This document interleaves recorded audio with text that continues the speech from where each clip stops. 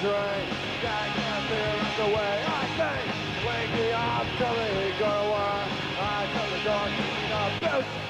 I can't wait to the show tonight with my friends. They go.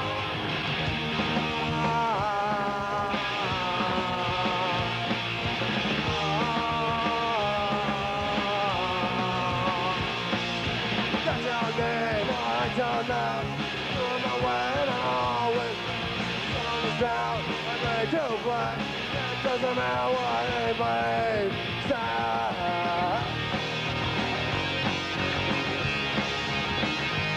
Hey! When I know the sound, when I smash the glass, if I get caught, they're gonna kick my ass. Jill sounds very close to me, that's just where I want to be. 10 guards, 10 guards in the shack. I'll go around singing in the back. Hope the police won't show up here, then we'll have to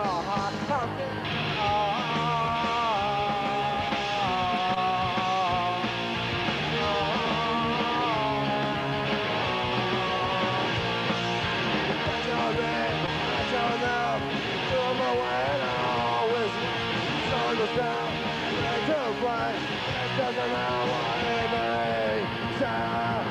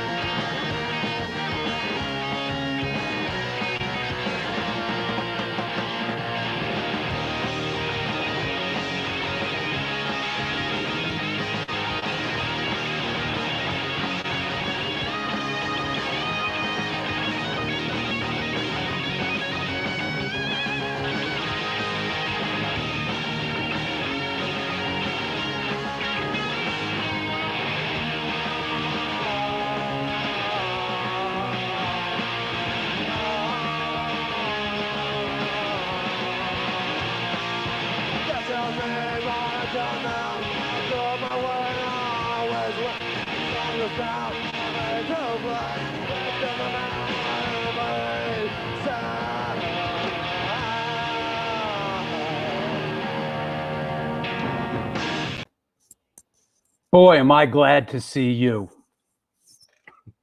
I hope you're well. You are in my heart. Hope everybody's good out there and excited about today's show. I know I am. This is the New York Hardcore Chronicles Live, and we are sponsored by New York Hardcore Comics, The Organic Grill, The Texas Silver Rush, Chain Reaction Records and Skateboards, DTFM Vinyl Distro, Chacho's Tacos, and Generation Records. What's going on? What's going on out there? Let me see. Mr. Drucifer. Is that like a combination of Drew and Lucifer? What's up, Lenny in Forest Hills? Are you in Forest Hills still, Lenny? Yeah, what's up, Randy? What's up, bruh? Good. What's happening? Yo, what's happening in Detroit? Right. Respect, big respect going out to Detroit. You know? Whew. Yeah, that's what I'm talking about. Good. Well, listen, you know why we're here and you know what this is. We're here to talk about music. We're here to talk about the community and culture of music. We're not going to talk about politics, and we're not going to talk about who's vaccinated and who's not. And we're certainly not going to talk about who's running for mayor in this friggin' town that I'm living in, you know? So there you go. What's happening in Belgium? Good. All right. Oi from Holland. All right, all our people are here. Hey, Ronnie. Yo, Ronnie, you coming down to A7 on Sunday? Yo, the A7 shows are starting up soon, Ronnie. I hope you can do, yeah, good. Good. Hope you can do sound when we get things going again. That said, let's get it on. What's up with the Hardcore Shutterbug? What's up, What's bro? up? How you doing? I'm doing. I, too, am doing. I'm doing it, doing it. That's it. Back I'm in voting. Queens. I'm voting for Isaac for New York City mayor. There you go. And I'm talking. There you go. About. How you know can't go what? wrong.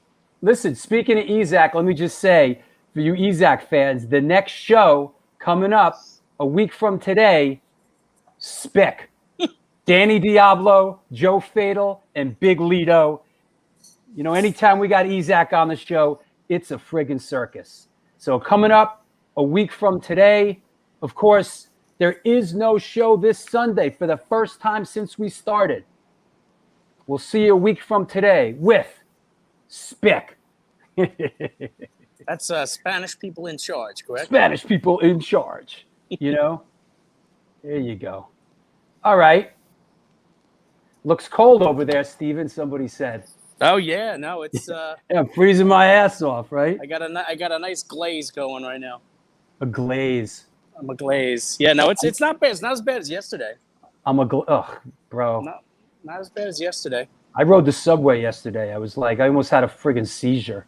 Oh, so you went to the zoo? Ooh. Yep. All right, here we go. I'm on that thing every day. I say it's a That rolling thing. I'm on that thing. It's Oh, a you mean rolling that's- asylum. No, it's a rolling rolling mental institution homeless shelter. Yep. That's what the New York. But I love to people watch, and that's the best place to do it. Speaking of people watch, let's do photo of the day.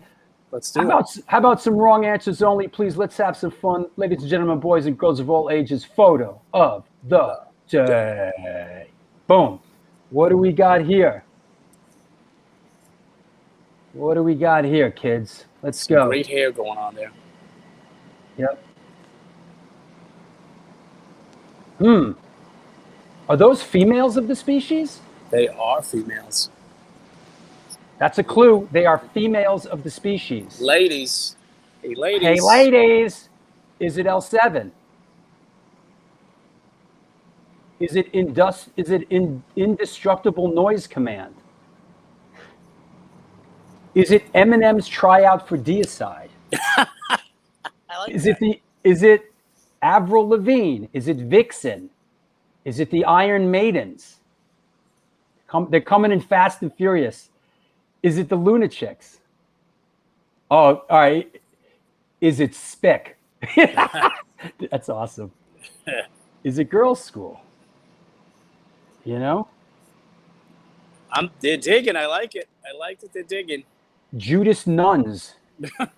Is that a band? Judas Nuns? There is an all-girl band called Judas Priestess, though. That I know. Wow, a lot of Is It Girls' Schools? That's going way back. Is it Hole? Bratmobile, that's a good one. Is it this is good too. Wait, is it Michelle Schenker? That's good. Is it Michelle Schenker? Is it the Bush Tetras? Is it the Runaways? Is it Madonna's daughter in a Sick of It All shirt? That's funny. She was just wearing one, wasn't she? Yeah, bro. Yeah. That's All all right. right. Nice flying V she's playing. Can I give a hint? Maybe they'll know. Wait, I'm gonna put up another shot. Here's another shot. Boom. There's another one. Is it Kiss LGBTV? LGBTQ. Wow. Is it Josie and the Pussycats? Is it Babes in Toyland? Is it Billy Joel's? Is it Lordess of All? That's funny. That's good, Michelle. Is it Lordess of All? Okay. Nice fucking guitar. You know? Is it Pussy Riot? I think they're still in jail in Russia. Is it Pete Kohler? Good one. Good one. That's good. Pete ever play a V? No, Pete never played a V. Not that I know of. Is it Miley Cyrus? Listen, I'm a big Miley Cyrus fan. So don't take Miley Cyrus's name in vain. I'm a big Miley Cyrus fan. So is it, and we have a winner. Is it Woman of War? Is it Kristen Stewart? These are good today. Very good. Is it Mothers Against Drunk Driving? All right. We got a show to do. Let's see a right answer. Let's see some right answers. Is it Puppy? Good. All right. Here we go. Is it Lolita Ford? Right answers only, please. Come on. Is it Kitty? There we go. Is it Kitty? Is it meow meow? Here, Is it- kitty. Is it kitty? Is it kitty? All right. The winner is Is it Kitty. kitty? Kitty. It is indeed Kitty. Well, hold Canadian- on. Is it Gray Slick? No, wait. Boy. Is it Gray Slick? When the truth is found to be lies. I love Gray Slick, man. I'm a big Gray Slick fan. Well, that's your Jefferson Airplane, right? I mean, I know you're big into Don't your you want somebody to love? All right, what's going on here? Go ahead. All right, this is Kitty, Canadian metal right here, all girl Canadian metal. This picture was taken at the Thrash and Burn Tour 2010. And where would I be shooting in 2010? The Crazy Donkey, Farmingdale, Right. New York. And the bill was actually really good. It was Kitty, Stick to Your Guns, Asking Alexandria, Born of Osiris, and Impending Doom.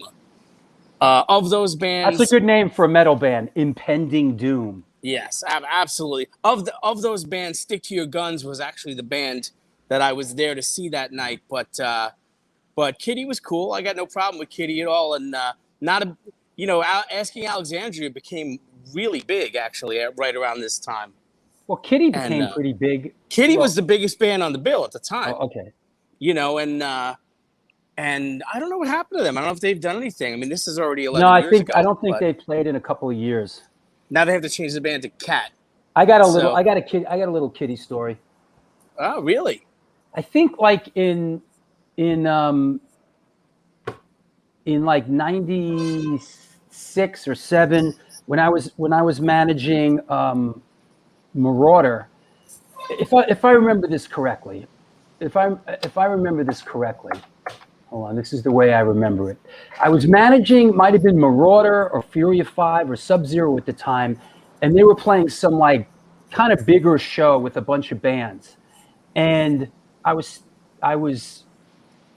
standing outside, and this band Kitty was on the bill, and they showed up, and I started talking to this older gentleman outside, and he said he's one of their dads, and he drove them to the show, like he was driving them. They were like young. They were all like young teenagers. I think they were 19 when they started.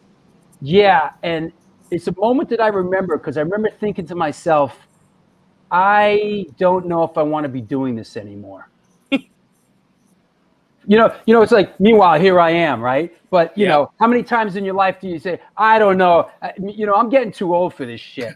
I was just going to say, like Danny Glover.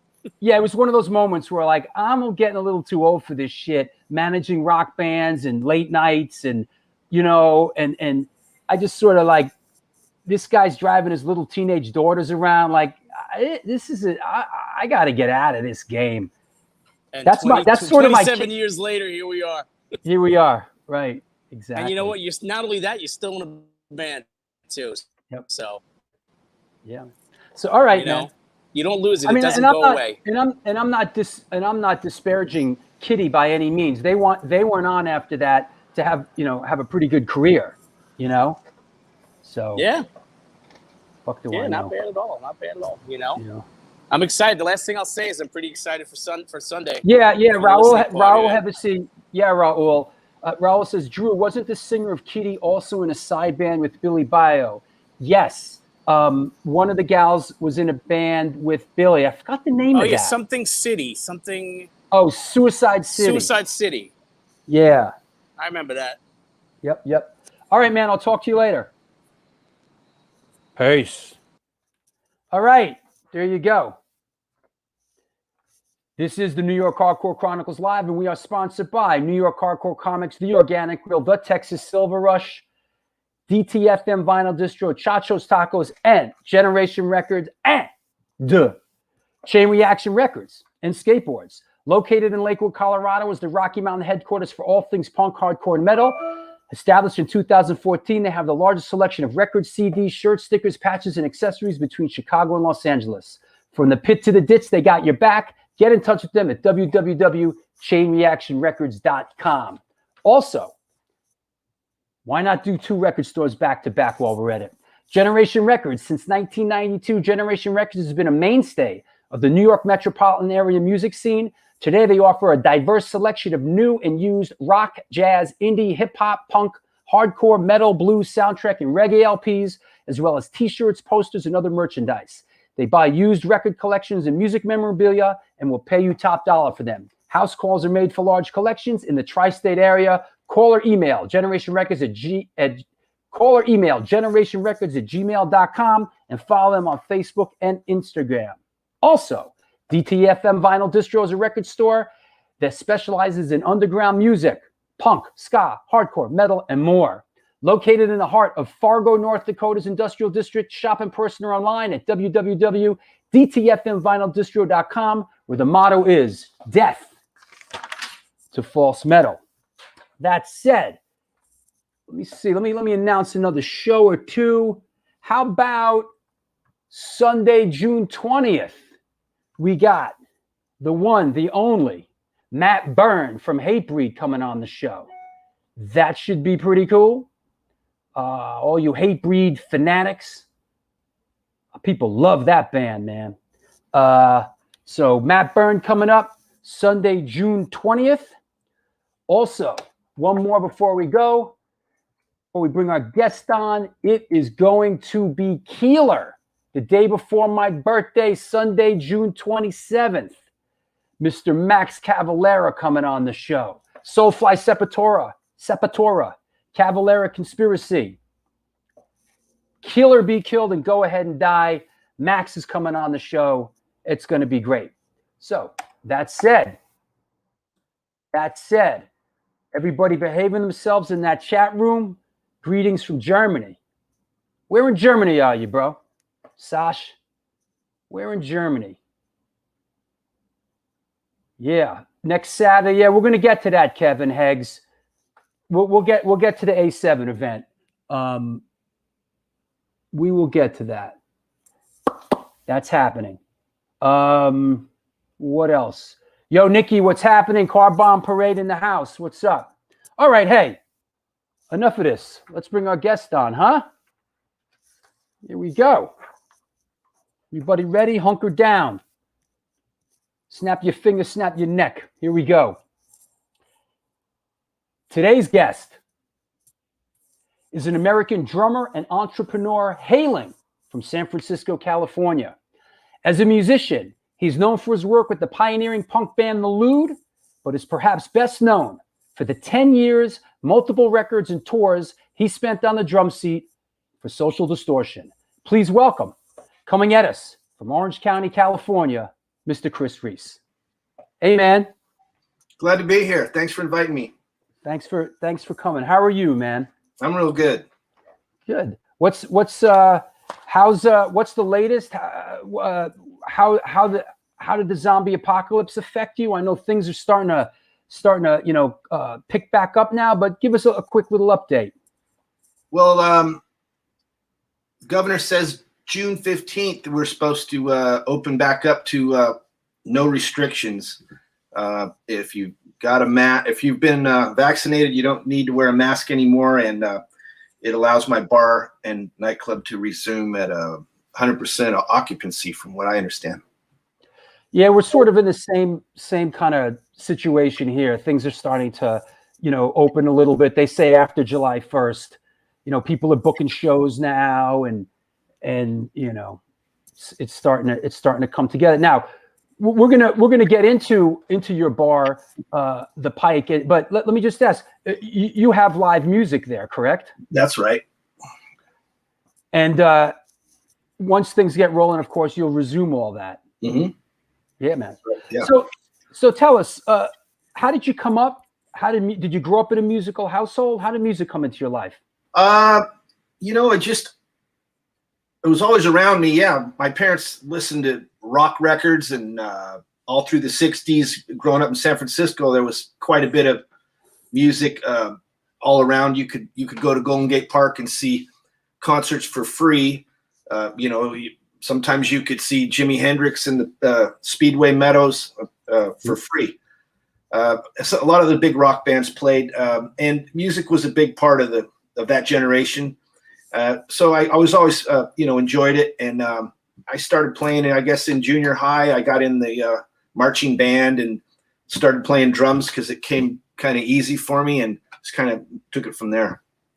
Did you grow up in San Francisco proper, like right in the city? Yeah, right in the city. I lived there for all through the 60s, and then I moved back there when I was in my late teens. I moved back to San Francisco after going to Utah for 4 or 5 years.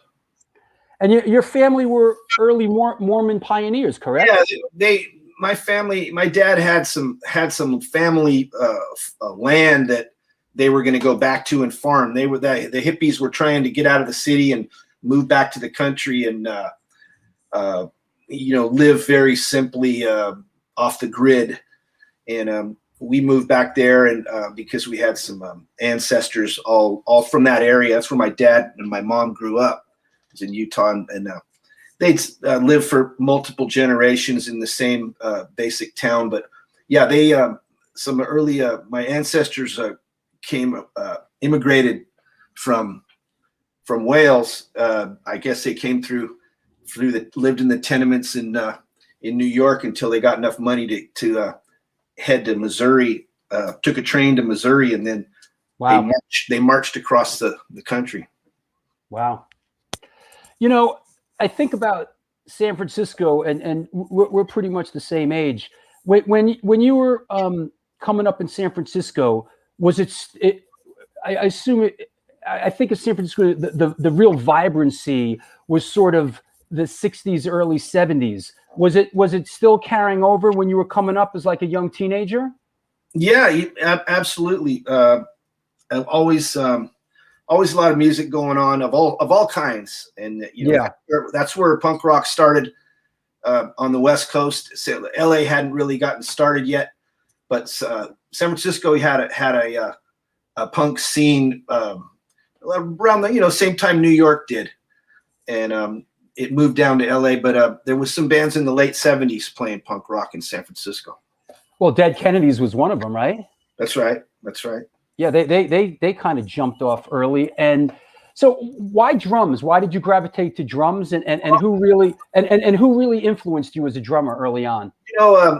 I come from a long line of drummers. Actually, my grandfather played in Western swing bands. My dad told me his name was Reece, and he had his own band, and he was a band leader, and they played, when my dad was growing up, he used to load his drums up and stuff, and so I was always interested in it, and it was generational. They had played in orchestras and stuff in this town in the early 1900s. They were I have the genealogy because my dad's aunt was in a member of the Mormon Church. Mm-hmm. And she and when the computers came around, she was early to get the genealogy that they had, all the family history the Mormons have tracked. They're the big trackers of family history. So they wanted to get all that onto computers, and so she helped them in the early stages of computers transfer from the microfilm onto the computer everybody's genealogy. So I knew my history all the way back in the 1700s and everybody's story, and it's pretty interesting.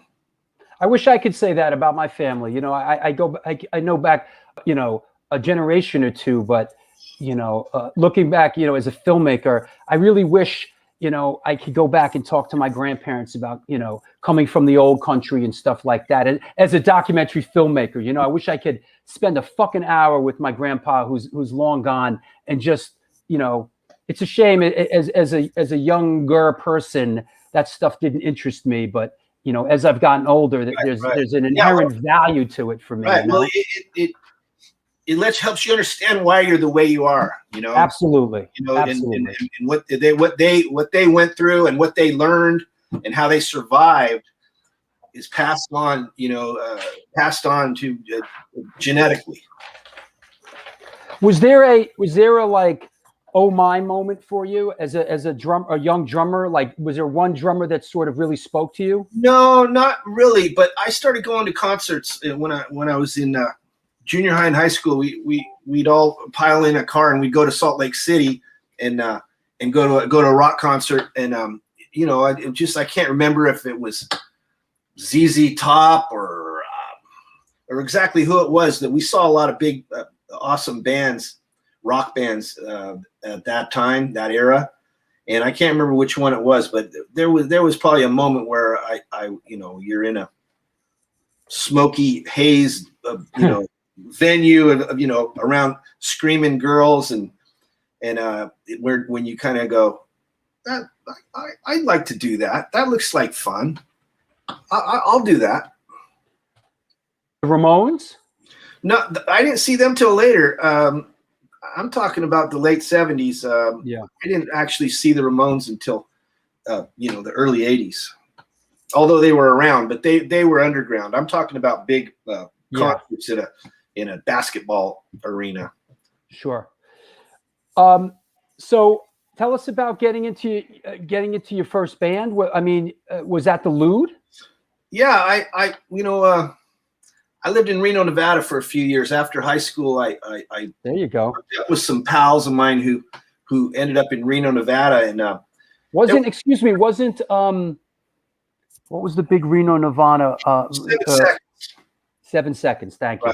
Yeah, they were our buddies. There was a handful of us in that town, maybe 10 or 20 characters that discovered the Ramones and that heard the Sex Pistols album. I was working at a record store, not Tower Records, but Odyssey Records there in Reno, and I was exposed to some cool rock because the managers were kind of hip guys from the Bay Area, and they brought in the Sex Pistols album and they brought in the Ramones album. They played it, blasted it in this record store, and there you go. What in the hell is this? It was very revolutionary when you heard the Sex Pistols right after Journey. It was quite a contrast. Hey, did the Clash speak to you early on? Oh, absolutely, yeah. That was major influence on most punk rock bands. Yeah, I mean, and we'll get into it later, but like for me, it's somewhat, there's like a direct lineage to me for the Clash, Social Distortion. There's there's a definite linkage there. We worship those guys. We wanted to be them. Yeah. So how did you get into the Lewd? Well, I when I lived up in Reno, we there was some basement gigs, and a few bands came through, like DOA would come through there and play, and there was a small, like I say, a small scene that were into that early kind of rock, punk rock, and I got to sit down and play on somebody's drums and some time, and somebody was jamming, and they go, you give it a try, and I said, well, I realized that I could play a Ramones song, it was easier than some of the, easier than trying to play a Led Zeppelin song. I realized that, I could play a Ramones beat, and that's fun, So when I got in San Francisco, I said, well, I'll buy me a drum set. And, next thing I knew, somebody needed somebody always needs a drummer. Guitar players are a dime a dozen. I see that right behind especially a drummer with his own fucking drum set. Yeah. Oh, a job and your own drum set. Oh, come on down. Right. Oh, you got a car? You're in. Right. So the Lewd was sort of now the Lewd came from up north a bit, and then they moved to San Francisco, correct? Yeah, they were from Seattle, and they were a very early West Coast punk band. I mean, they had a single out in, I think, 78. Yeah, they had some very early recordings, and they left Seattle and came down to San Francisco, and they were just getting started around San Francisco. And I think it was about 81 or so. I joined the band. Here's a here's a really classic flyer that we even here on the East Coast, you know, this is like one of those epic kind of flyers. You know, Bad Brains, Bad Religion, the Lewd. Any recollections of this kind of stuff? Oh yeah, I remember those shows. That was Sean Carey that drew that. Who also drew the circle jerk skanking man. Oh wow, I never knew that. Artist. Yeah. Anyway, yeah, that was a classic poster and a classic gig. I mean, I remember when, you know, we first saw the Bad Brains, they were, you know, pretty red hot at that time. Yeah. But these gigs were very kind of impromptu, not necessarily had permits and stuff. And the police was very down on punk rock at the time. As you can see, they you know, they go, this is bad. You know, these guys they were scared of us. It was a movement. There was a lot of people, and they were trying to quash it. They go, you know, it was kind of like a one big gang that they felt they had to get rid of. So they chased us around whenever they could, you know, beat us up whenever they could. But these shows would get broken up by the cops, you know. And especially, I love it, you know, the Ukrainian Culture Center. That's what I mean. Come on, how can we lose with the stuff that we use, bro? The Ukrainian Well, Culture you know, Center. it was 100 a night. Yeah. Permits. Voss's permits. I mean, that is just friggin'. That is just epic. And just one other little word on the Lewd here. This is a little. It's not great quality, but I see here that this here Southwest Summer Tour 81. New Orleans, Austin, Houston, Dallas, Albuquerque, Omaha. There were not a lot of bands like this going out and doing it. No, it was a stretch for us. We knew we had friends in these cities. Is the only reason we could do it, because we had some place to stay, and they would get us on a bill, right? Because no one had heard of, you know, there was no networking for bands other than in their own area. No, there was not these bands did not tour. Right. So, you know, it was, you know, but, you know, Lewd was a very professionally run band, and they knew that you had to get out there and, you know, work it to sell records, and to become bigger, you had to take your message out there. And that's what we did. Yeah. And these are the bands that really, there was no roadmap back then. You know, these are the bands that really, you know, we talk about the Black Flag, you know, Bad Brains, the Misfits. I mean, there was no template that existed back then. So, you know, for a lot of these bands, it was an adventure into the unknown, you know? Right.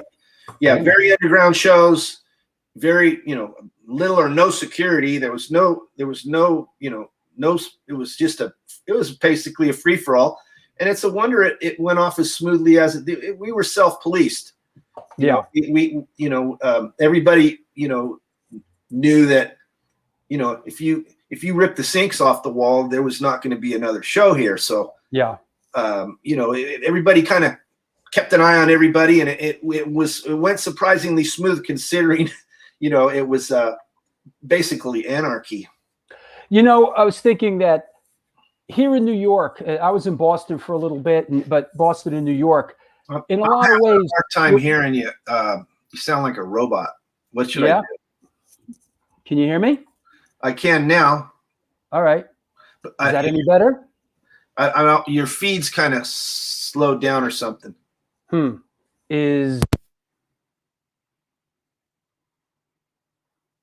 lost you. Is that any better? No, it's still your image is frozen, and you're breaking up the audio. Hold on, I'm going to sign off and sign back on. Okay.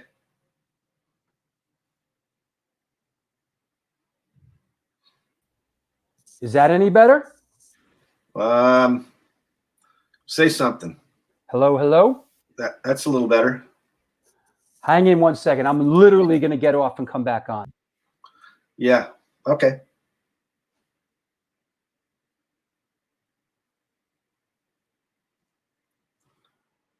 Okay, how's that? How about now? Is that any better? No. Well, you're still frozen. Frozen. Yeah, your image is frozen, and your voice is kind of. That is strange, because I'm not frozen on my end. Let me try one more time. Let me. Can you hear me? Okay. Well, I can hear you, but your audio is kind of scrambled. That's odd. Let me try one more time. Leave the studio and come back.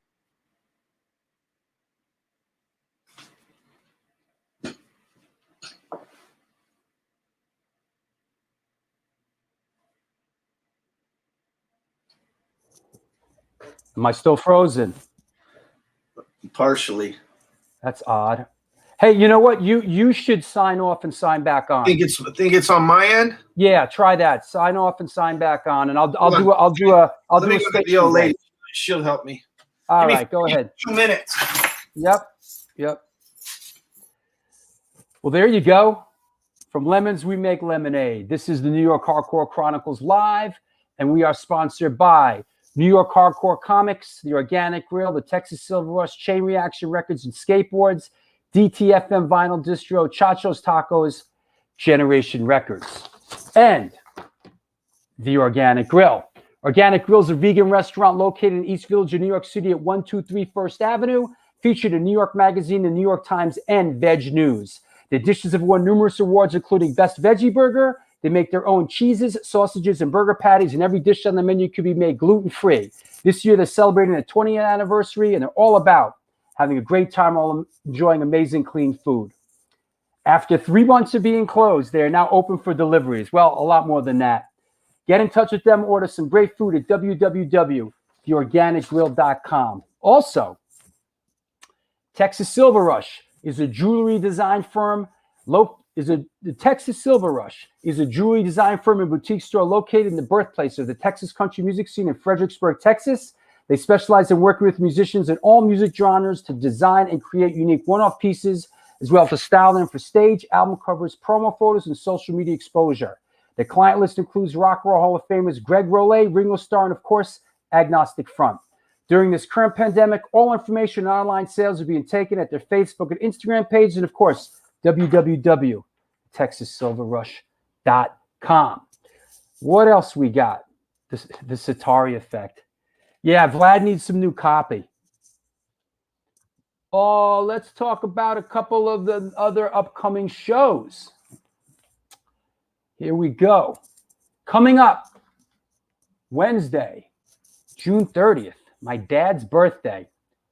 Here we go. Steve Birnbaum's coming on the show. He's got that great page on Instagram. Hey, Lee, you out there? You're coming on, Lee. Get ready. Clear this. Steve Birnbaum's coming on the show. He's got that great Instagram page. The band was there. Sergio Vega, July 11th. Quicksand, Deftones, Absolution. And then Scott Helen, Wednesday, July 24th. So that, and also this Sunday is the A7 Back to the New York Hardcore Roots listening party. So make sure, if you're in New York City, you are there. Let us bring on another friend of ours, our sponsor, New York Hardcore Comics. What's up, Lee? Unmute yourself, bro. Come on. What's Come up? on, man. There we There go. he is. What's happening, bro? Good. Not much. How you doing, man? I'm good. How's things over there? Things are good, man. The store's been busy. Got a bunch of stuff coming up this next week. Good. Yeah. I see you got you have this. Tell us about what's going on this Saturday. Yay. Here you go. Vinny Stigma's going to be up there on Saturday? Yep. Vinny Stigma's coming up. I think him and Mike Gallo together. We got I got all my Italian friends' moms making trays of food. So we got manigut, we got zucchini flowers, baby meatballs. So it's gonna be a good day. All this is happening in the store? Yes, in the store. It's gonna be a shit show. And listen, I I love your flyers. I love how there's no friggin' time on them. How do you do a flyer and not put the time on it, bro? I'm new.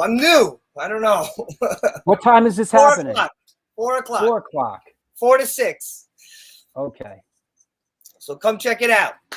All right. And then that night, right? The same night, Yep.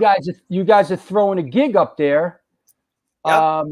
at the Sawmill Tavern, Cripple Dern and Zaguri, Crazy Eddie. What's going on? Yeah, that's our little. It's like my little local bar around the street from my house, around the corner from my house. Mm-hmm. And they set us up with a little stage. We got 4 bands coming up. So hopefully it's going to be a good night. Okay, good. Yeah, free show. I think 18 and up. They got food. So please, if anyone's around, come check it out. Yeah, I'll come up, man. It'd be great to see you. You know what?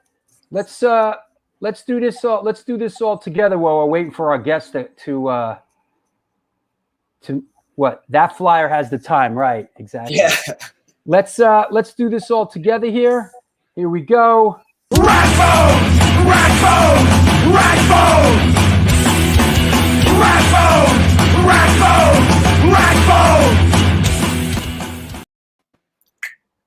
What's What happening?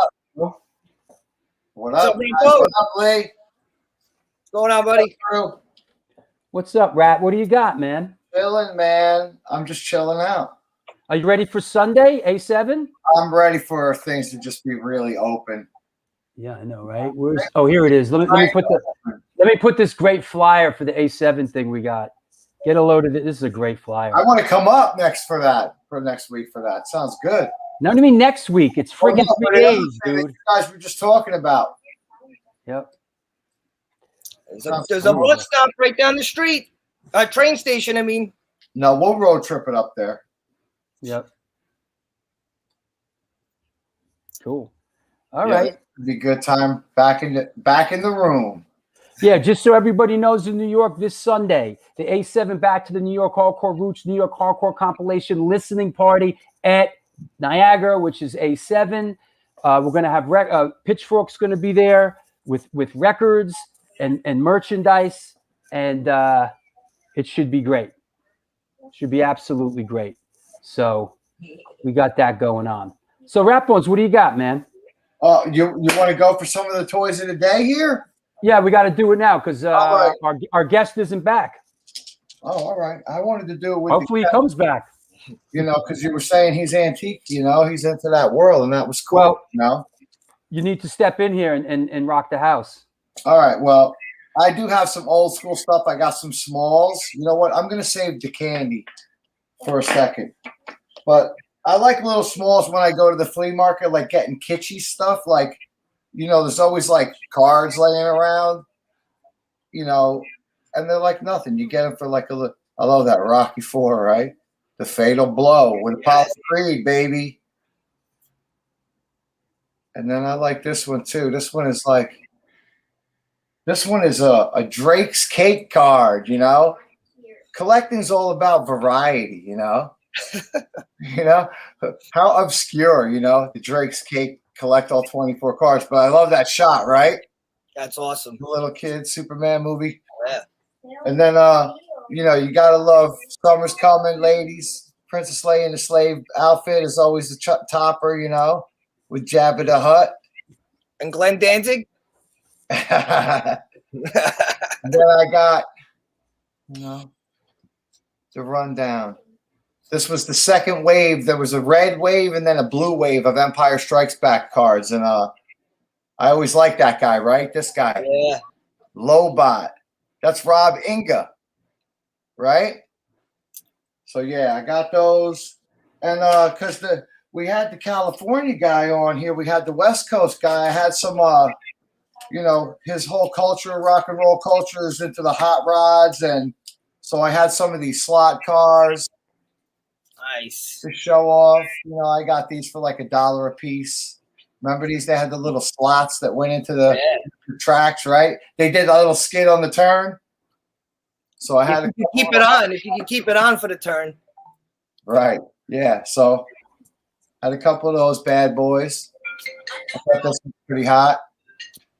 It's probably him calling. Hey, Drew. Calling him? That's not me. What train stops up at New York Hardcore Comics? Dobbs Ferry. So it's the Dobbs Hudson Ferry. line, Dobbs Ferry. The Metro line. Yeah, the Metro North. Yeah. And then, because again, West Coast vibe, I have like the hot rod and the. Ooh. I always loved. There was a bigger version of this, and then these are the little minis, the little dune buggies, right? Uh-huh. And those are cool. And hot rod guys love that shit, you know. Hell yeah. Chop ups.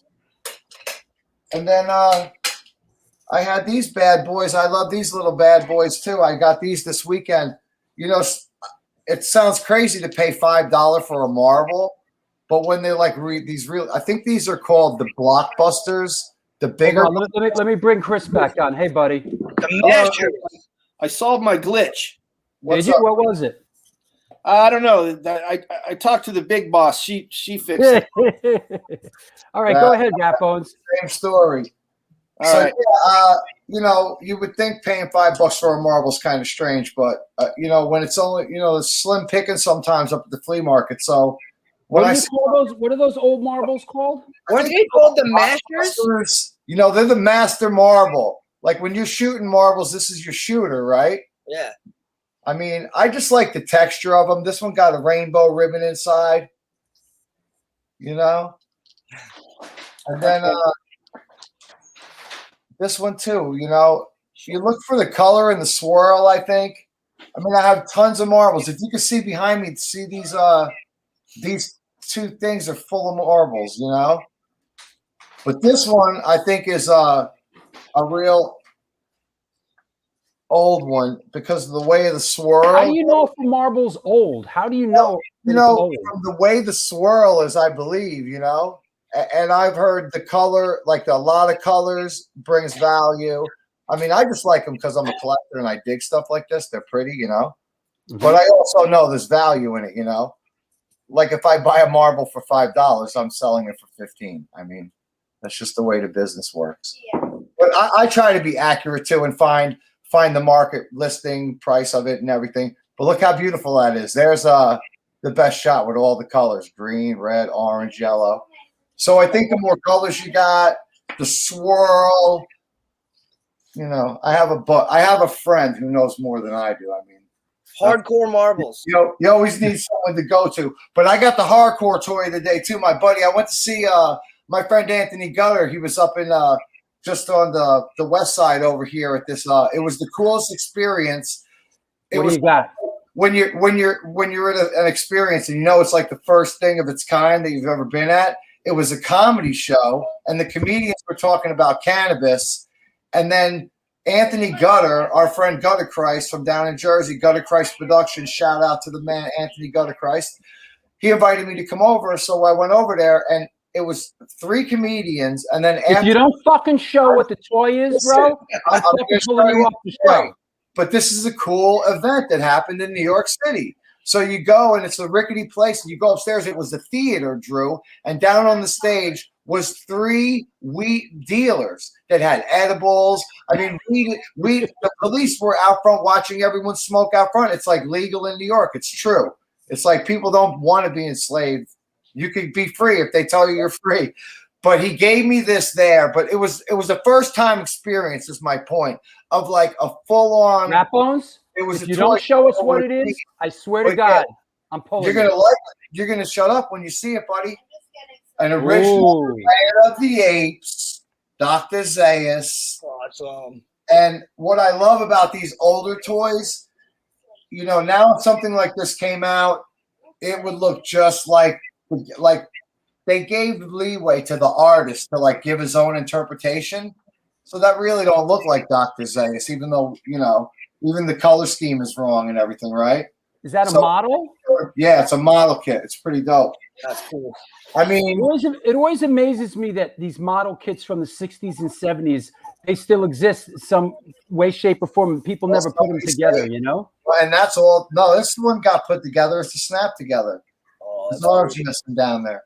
You know, these are like the little snap togethers. You had to add some glue to them, but, you know, And this is actually a scene out of Beneath the Planet of the Apes, the second one, because he's standing on that cathedral and everything. Yeah. So, yeah, man. Got it. This for me, it's a shelf piece, and it's all about the box. You know, it probably retails about $60. You know. All right, man. But yeah, you know, I'm always scoring stuff, and can't wait to see everybody Sunday. It's going to be great. Absolutely. And, And Lee, we'll see you on Saturday. All right. Thank you guys. Have a Rat, good we'll one. see you. Yeah, man, Chris, it's been great so far, man. You're taking me down memory lane, bro.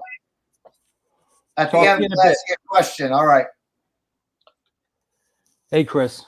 Hello, I'm back. Sorry about all that. Yeah, light on. All right. So let's pick it back up. We were talking about you were in the Lewd for a couple of years there. That's right. Yep. You leave the Lewd, and and events, of course, you end up in Social Distortion. But I assume there was some overlap there. The bands played together. How did you get exposed, and how were you asked? Like I was saying, there was very few bands at that time in the whole state of California. There was maybe 20 punk bands, you know, that were actually active and out, you know, playing. So we got to know each other. We were all kind of buddies. There was no competition between the bands at all. But there was a lot of networking that needed to be done to, you know, find other shows. We had to talk to people in other towns, and you know, we needed a place to stay. They needed a place to stay, and so that's how we got to know them. And go ahead. And how did the call come in? What was that like? Well, we knew each other because the Lewd had got gigs in Orange County, and we had got the Orange County bands shows in San Francisco open for us, and let them stay at our house, etc. So we all knew each other, and then I guess when that Another State of Mind tour fell apart, and you know they were without two members. And so my friend Dream, who was the roadie for Circle Jerks at the time, he told me that they needed a band, or they needed a drummer. The band Social Distortion needed a drummer, and maybe I should go try out. So went down, you know, down to some nightclub in the bowels of Hollywood. Went there, and he says, "Do you know how to play the Creeps?" And I said, "Yeah." I'd been listening to the album, you know, trying to learn the songs. So we, you know, played a couple songs. He goes, "Okay, we got a gig on Saturday night. Here's the set list." Sat and drew me out a set list with a Sharpie, and you know, I went and listened to the record and learned the songs, and we started playing immediately. Wow. And I know this photo is a little bit later in the game, but you know, one thing about Social Distortion is they were always out there playing, right? We played as much as we possibly could. We were in it for the long haul, and you know, there was a lot of there was shows. We were in demand at the time. People wanted to see the few bands that were playing that could bring a crowd. You know, we were one of the bands that were known to be able to pack a nightclub. That's why we became popular. And I know a couple of these photos are your personal photos that you're kind enough to let us put up, and these have never been seen before. No, and, I've been these are never been published photos. That one particular one. It's out of my photo album. You know, I have a crate full of stuff I've been saving, and that I'm coming across I'm finding some good ones in there. You have to you got to scan this stuff and put, you know, looks like you might have a lot of stuff, you know. I do. I've got video too. I got quite a bit of video that I'm just starting to go through. I carried around a little Sony high 8. It was high 8 video. I carried around a little camera for a couple of years on the road and just shot whatever. And you got to transfer that stuff, man. I've been going through it, and there's it's some pretty interesting. It's just interesting to see what America looked like in you know, 1990. What, you know, the muddy dirt parking lots of a nightclub. You know, it just Absolutely. It was, you know, it was a whole different landscape. Yep. And this is another one of your great shots. This is That's another one, yeah. That's this is a very young. This is a very young Mike Ness. Yeah. We were all young kids, and that was our tour van that we toured up and down the eastern seaboard. We toured up and down, up all around the country in a rental van just like that one, and we drove gig to gig. And I was the tour manager as well as the drummer. Oh, so you handled all the money and all that stuff. Yeah. I had to handle. Someone had to take it. It was all cash at that time, you know, and right. You know, so we'd collect the cash at the end of the night, and it was usually sweaty ones and fives. So somebody had to you know, keep track of that money until you know make it to somewhere, dump it off at some bank, go get a money order at some bank, and they just like roll their eyes like, oh yeah, right. Here you are. What can I get a money order for $10,000, please? Send to California. They're like, okay. Yeah, right. You guys are part of the drug cartel, right? Oh yeah, they thought for sure. Here's a shot of you and Mike in the back seat of the van, right? Yeah, there it is, packed to the gills. Whew. What'd you do? I mean, I could believe it or not, knowing what I know, because I knowing what I know about vans and that era, having owned vans and rented vans, this to me looks like a rented van. Yeah, we would have never bought a van because, you know, we couldn't afford a new van. So what'd you do? Take out the last, We got a couple of seats, and we had drums, we had all the gear plus t-shirts crammed into that van. We had it put together. I was pretty good at loading vans. Let me put up a photo or two, and maybe you could tell us, because these are really precious, man. Tell us what's going on here. Oh, well, that's Santa Monica High School. That was a show we played for it was a benefit to drug addicted kids at Santa Monica High. Wow. Little did everyone know that Mike Ness was strung to the bone on heroin at the time. Mm-hmm. But it was one of the daytime shows that we played at a high school campus that was in Santa Monica, California. We played a lot of those. We played any show we could get for exposure. You know, if it was exposure to a new audience and we got paid for it, we'd book it. But that was kind of a cool look Mike had with Doc Martens and shorts and some kind of military hat. Yeah. You know. Absolutely. I mean, without getting into the particulars, because I mean, I think it's out there. Everyone knows that, you know, for the most part, you know, Mike had his trials and tribulations, and this show's certainly not about that. But was it challenging being out there under those circumstances? Absolutely. You know, we never knew if he was going to show up. Hey, we got a big gig at the Olympic Auditorium. You know, end of the month, we're gonna make $1,000, $250 a piece. You know, our rent was only $300 a month.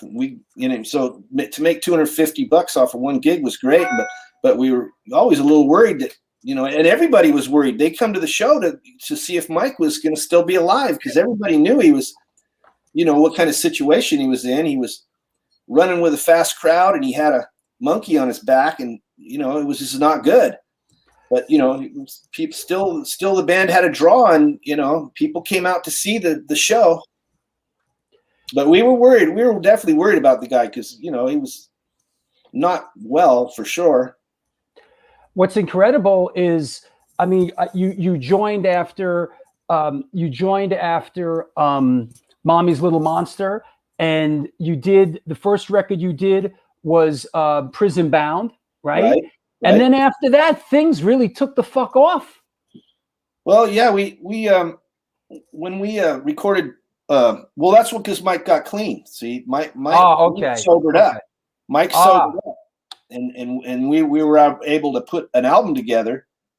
Prison Bound. We had attempted to do some, you know, recordings over the time, but it was just, you know, nothing came together. But when he got sober, it changed dramatically, because he was, you know, dependable and, you know, creatively thinking, and, you know, so we put out that Prison Bound album, and KROQ was the local rock station. Yeah, that was Rodney, right? On the Rock played Sure. D at early Social D, but Prison Bound got into heavy rotation on K-Rock due to request calls, and, you know, there was just a lot of buzz for the band at the time. So we were blessed enough to get added to major rotation by a couple of well-known DJs that took us under their wing there at K-Rock, and we were played, you know, constantly one summer, and then that's when the major labels started coming around. They were going, hey, how come this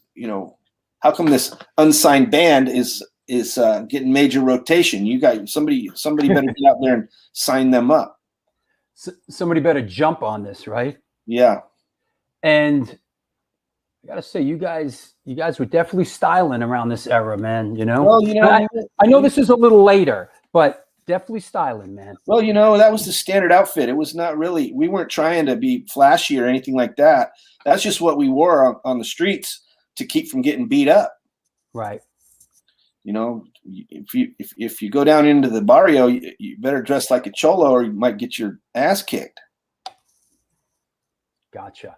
Here's another one of your great shots. This one says Social Distortion 1988, Club Charlotte, North Carolina. And this like, man, this kind of says it all. That's the kind of nightclub I'm talking about. This is what they looked like. They were in some abandoned. This was the Rust Belt. You know, the Rust Belt of America was this era, and it was just, everything was closed down, and it was a ugly time for the America in the Rust Belt. And there was a lot of big nightclub in college towns. Every town had a big nightclub in some old abandoned warehouse somewhere, and we played them all. We played every shithole in this country. we did it all in these vans, you know. Yeah, incredible. Let me see and then okay, one more of you in the van. These are great shots, man. I love the fuzzy dice, right? Yeah, you know, we were having some fun back then, you know. Yeah. I think it was payday in the end of a tour. I think I was able to buy me some new Stacy's and a Raider jacket. Yeah, like the Raider jacket, right? Yeah, well, you know, we were kind of outlaws of the West Coast, you know. We were all over the country, but we were representing. You know, Happy Jack says the arrest belt of the USA being a band out there in 1988 and touring like that, it's a little scary, right? You're just always afraid that you're going to get pulled over and then get friggin' arrested for some nonsense. Yeah, right? Well, I mean, we were kind of careful, you know. We knew we weren't really too worried about the cops. I mean, jacking us up as much as, you know, we were, you know, worried about getting into it with some local characters. Sometimes they didn't really like us coming into their town, and right. That was another. But we finessed our way through a lot of situations. But we got into some, you know, you could imagine being in the Deep South and dealing with a knucklehead factor, and sure. We had some very unpleasant situations, but we still played. We never backed down from a gig, and we went and played, and the majority of the people at the show appreciated the fact that we didn't, you know, chicken out and miss that town because of some kind of situation. And also, Mike was pretty vocal from the stage. Oh yeah. He I remember he wasn't. he definitely stirred it up, man. You know. Well, you know, we didn't take no shit from, you know, that, you know, it was our night, and so, you know, we didn't allow no outside shenanigans from, you know, somebody, you know, trying to get a little get in the spotlight. Chris Corkum says, I always remember Flipside magazine comparing Mike Ness's look to Jerry Lee Lewis. and connecting. And here's another great shot of you guys with the killer, right? That's the killer. I got my arm around the killer there. That's awesome, bro. Yeah. Well, I think maybe a little bit of that Memphis voodoo might have rubbed off on me. Yeah, that's great. I mean, did you play with him or did you run into him? Yeah. He played. We played. Opened up a show. They did a big show, and he was kind of at the end of his career, and I guess they could get him relatively cheap at the time. But it was a X, Social D, and Jerry Lee Lewis at some theater up in L.A. That's great. Here's another one that I found, which I think is sort of poignant. There you go. What's this? That's the stencil that I made. I cut with an X-Acto knife, a stencil, so we could spray paint that onto our drum cases and our tour gear. We stenciled that all over town. That was the first original, the first stencil that when we started really using that. I figured I wanted to really use that logo because it was a good logo. It was off the Among's Little Monster album, off the center of the disc. It's kind of an afterthought, but it was so iconic. I thought that I made it into a sticker. I made the first sticker out of it. We took it on the road.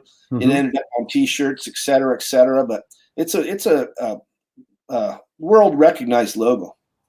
Absolutely. What do you call it?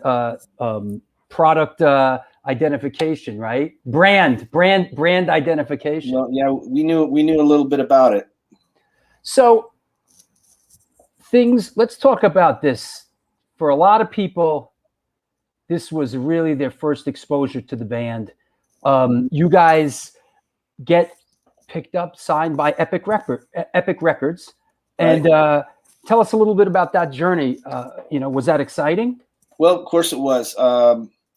It was every band's dream to be, signed to a major label, because that was the only way that you would get national exposure and have a chance of being on the radio or being on MTV. So, that was the ticket out. So the ticket out of the ghetto. Yeah, for sure.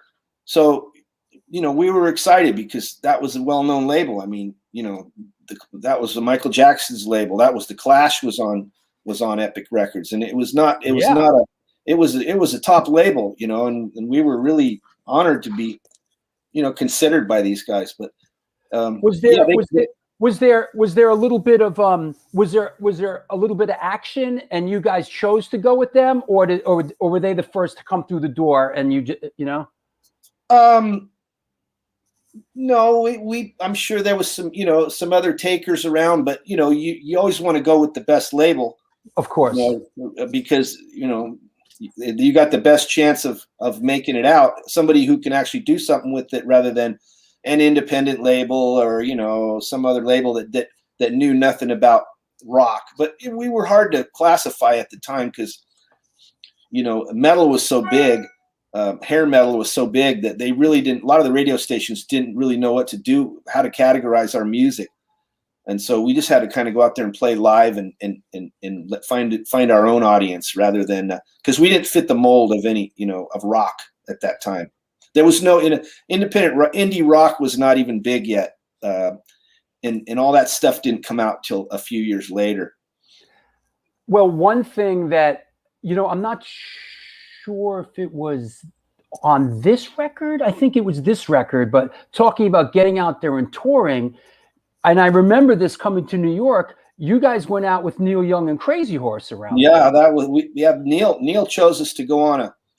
Wow, that's great. Oh yeah, that was probably the high point of my rock career. That's. I was a Neil Young fan. As a teenager, listening to it on 8-track tapes and driving around listening to Neil Young. I always liked him. I always thought he had good music, and to be actually invited by him on a tour, and then I remember the guys in the band go, "That's weird. I don't know. That's Neil Young. That's not." And I go, you just wait, guys. You just wait. You'll see what you know. And sure enough, he was on fire at that time. You know, playing rock. He was rocking the free world in rare form nightly. Yeah, and not only that, but I went and looked at the tour, and you guys played Madison Square Garden. You guys played the big rooms, man, everywhere, and sold out. I mean, packed all the way to the rafters. Because it was a big tour for him. He's a big, he's a top rock act. Yeah, if I remember correctly, I think it was a big deal because he was going out electric with Crazy Horse again. Right. He was. Yeah. I remember this.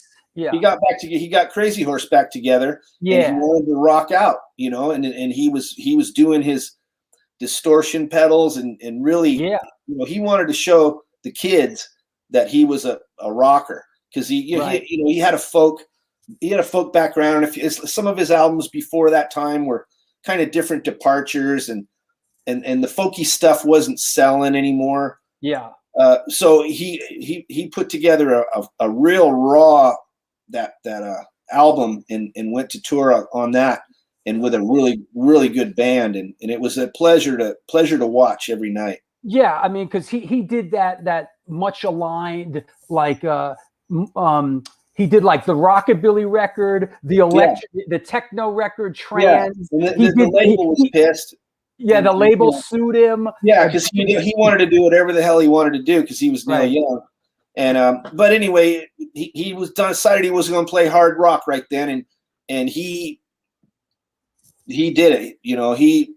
We had to play our ass off to hold a candle to that guy every night. And Sonic Youth, it was a great tour, man. I mean, yeah. Sometimes Sonic Youth we'd back and forth. We were like co-headliners. So sometimes Sonic Youth would open, and then sometimes we would open.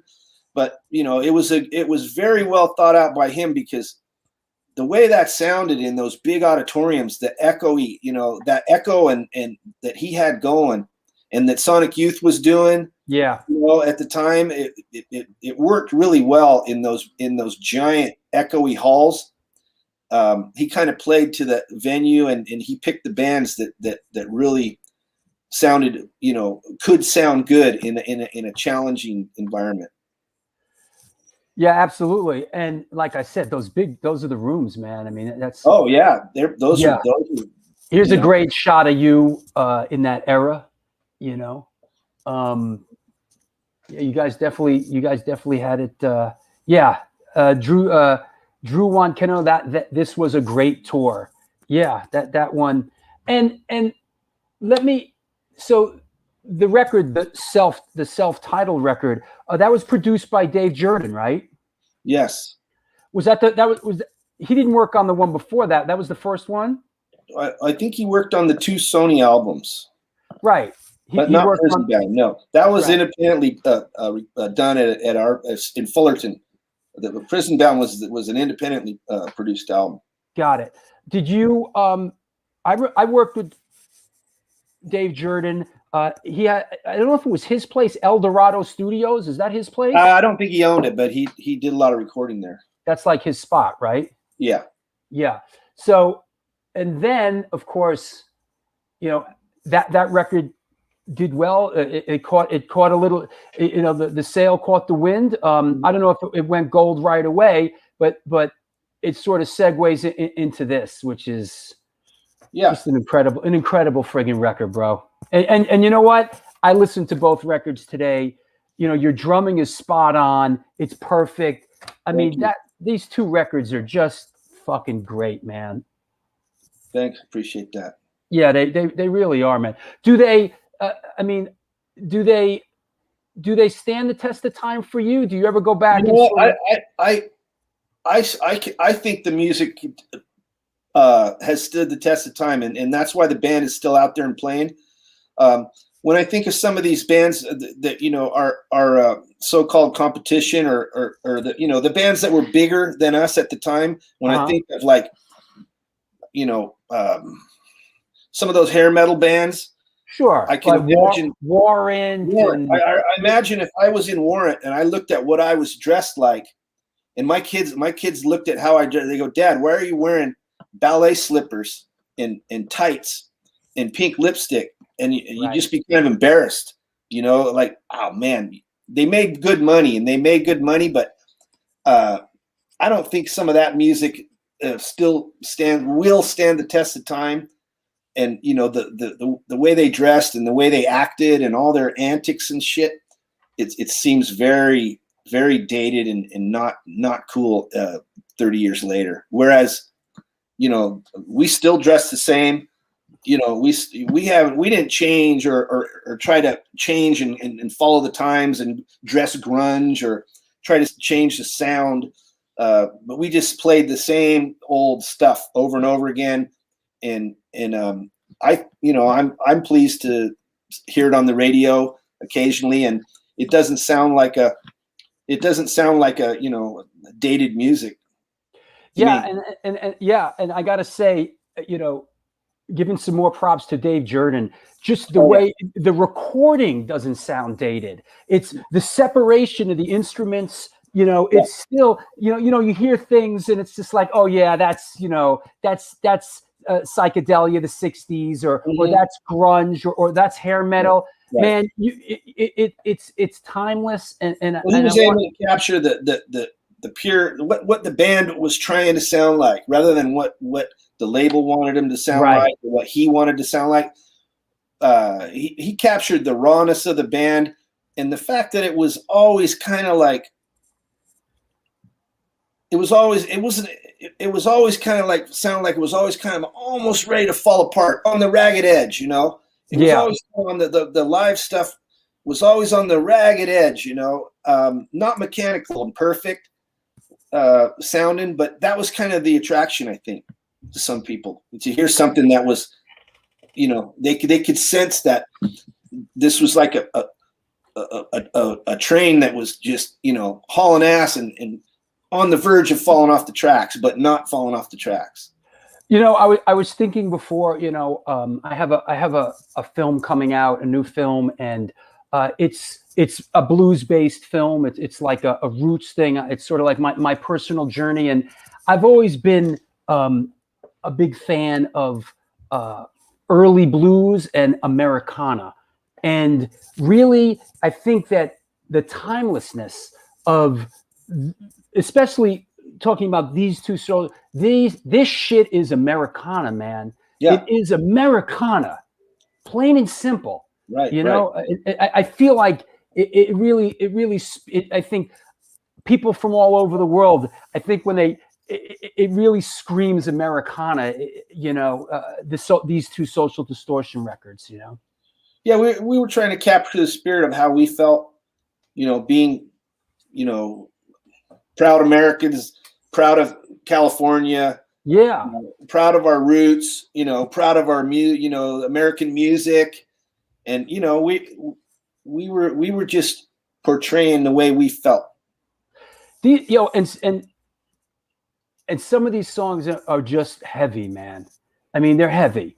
You know, Mike Ness is a great songwriter. Yeah, you're right. I thought of that lately too. And you know, in listening to the songs, which, you know, maybe I didn't listen to them all that well. I was so closely involved with them, but and when I listened to them 30 years later, I go, that guy, kid, can write a damn song pretty good. You know, I mean, the way he you know, they're heartfelt songs. They're coming from the heart, man. And he's talking about some very intense, intense feelings. Emotions. Yeah, he has a gift. Mm-hmm. Absolutely has a gift, and utilized it, and you know, I for a lot of us, and I could say, you know, me included, like, you know, these two records were a big soundtrack to our lives at the time.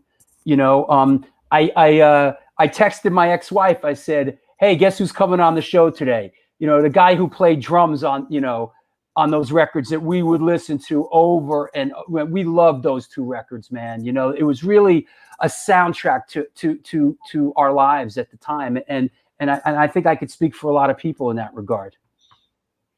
Yeah, I know what you mean. Yeah, man. So that said, let me see what else I got. Here's another great one. These are just so great. Let me just before we talk about the van thing a little bit. I mean, now this to me, this, just correct me if I'm wrong, but this to me looks like, the morning after in the hotel parking lot around the back of the hotel. Motel. Where everyone just took their showers. Yep. We're getting ready to get in the van, and we're going to do the drive to the next gig. Yeah, and we're laughing about who did what the night before. I mean, the shenanigans. It was. You wouldn't believe the shit that went on. It was pretty wild. Hey, young rock and roll guys in a band traveling across the country. Yeah.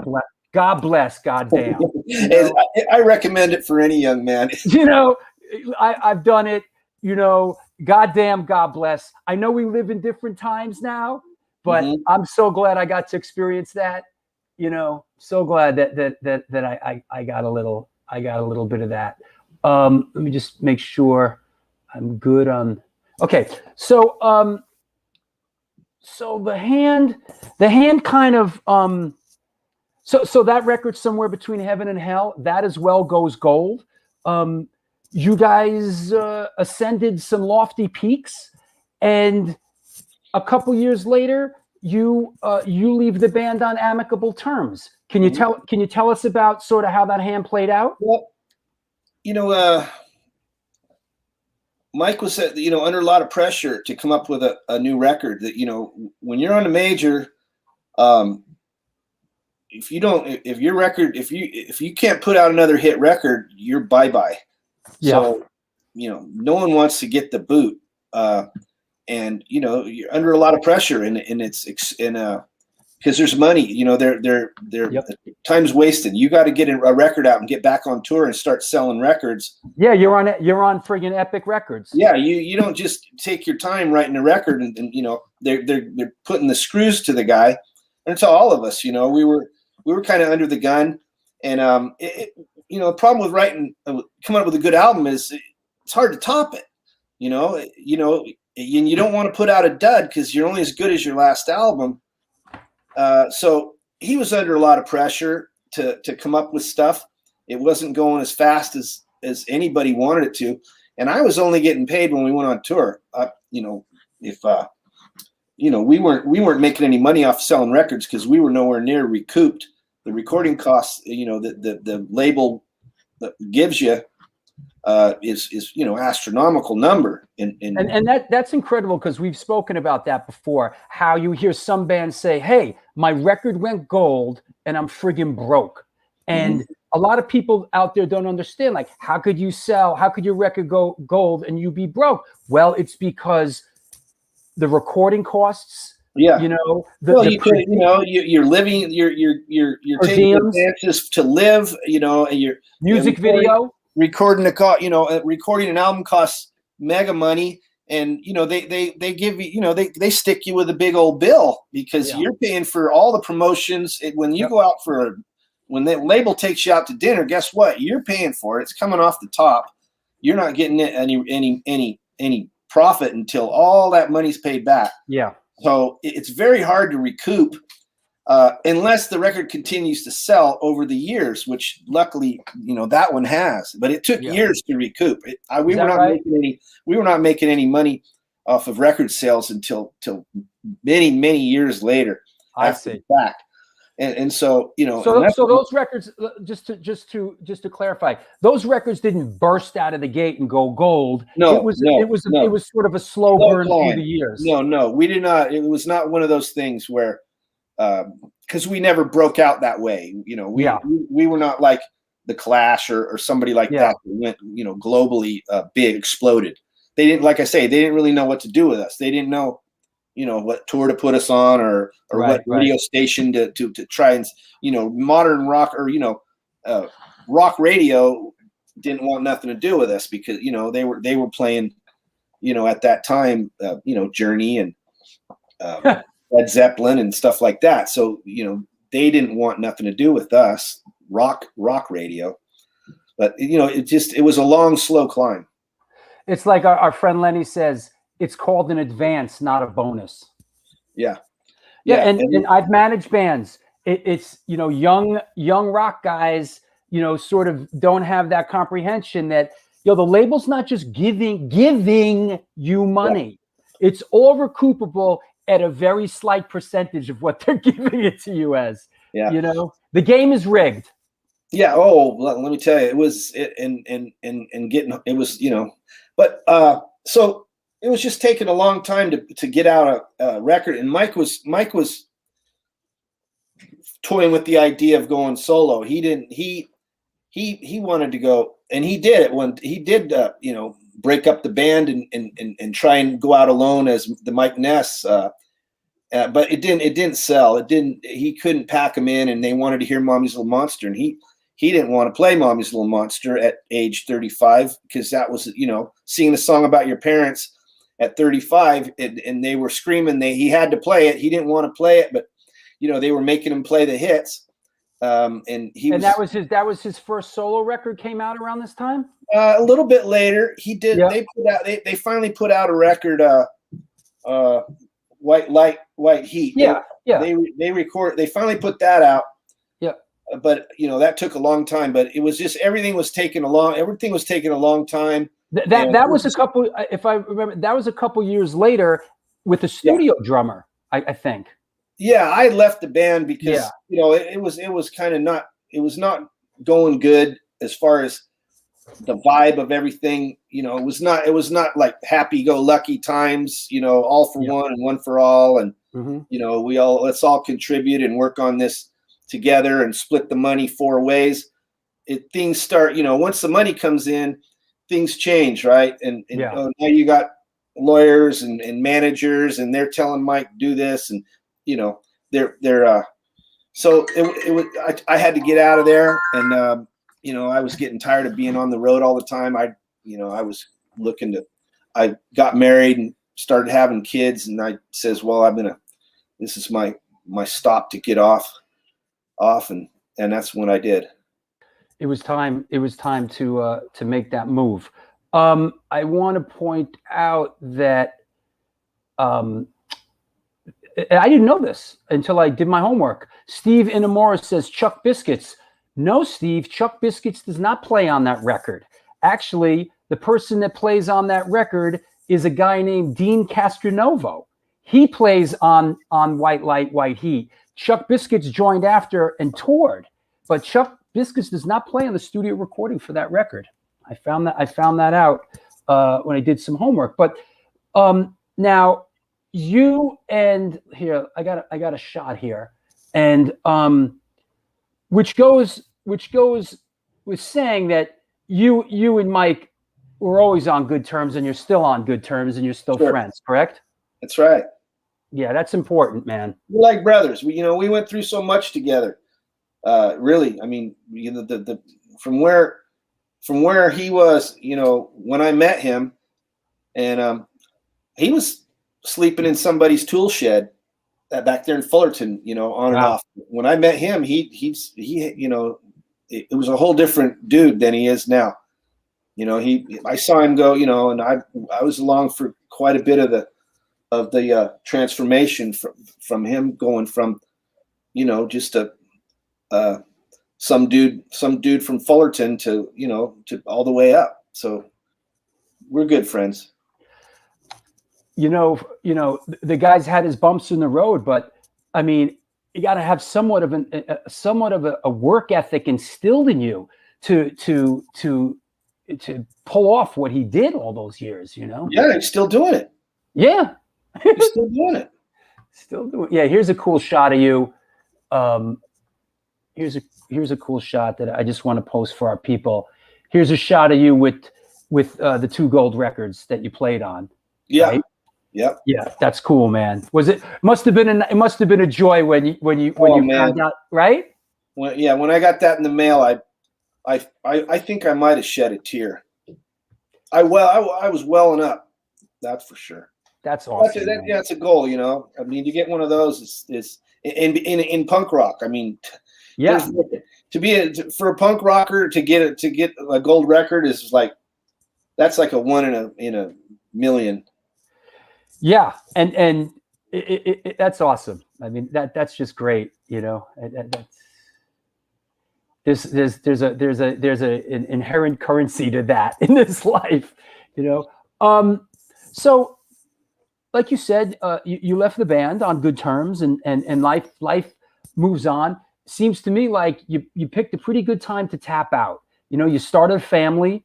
You know, God bless, and you became an antiques dealer. That's right.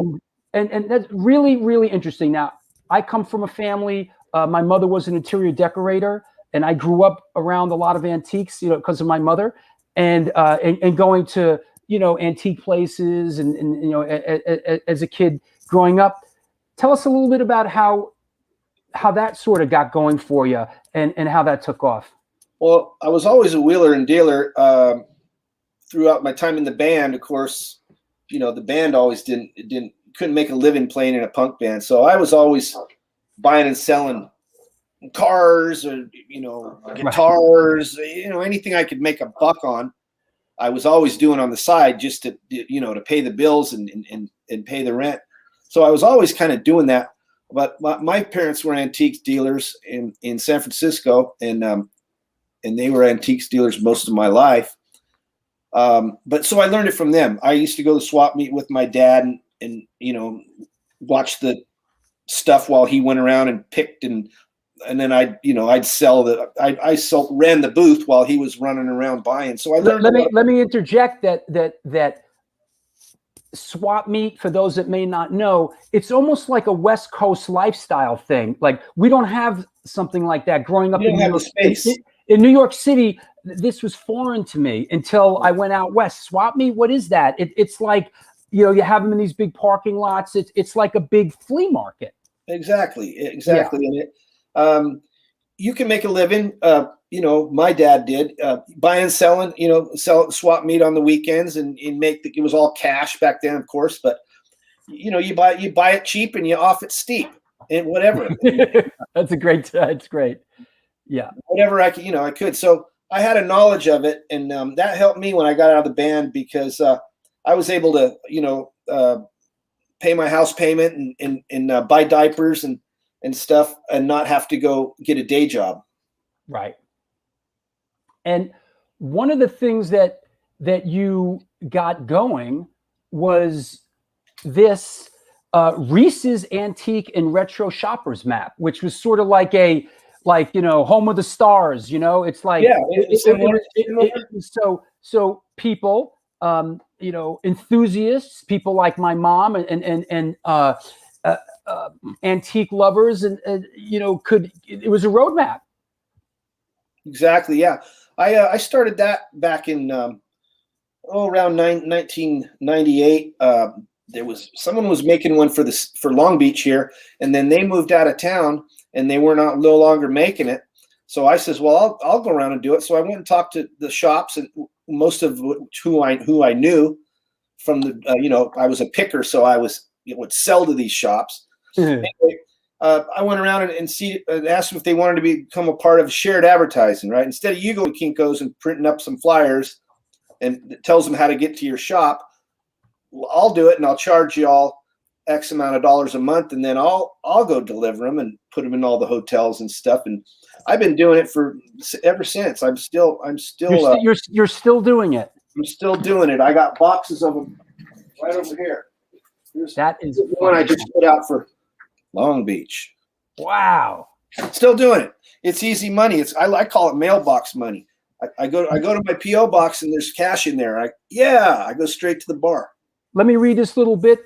Reese's Antique and Retro Shoppers Map is still published quarterly and is expanded to include maps for Los Angeles, Orange County, Palm Springs and Riverside, San Diego County, San Gabriel Valley, Santa Barbara, Ventura, and Central Coast, High Desert, Salt Lake City, Utah, and Southern Utah. Wow, that's quite a reach, man. I'm a hustler.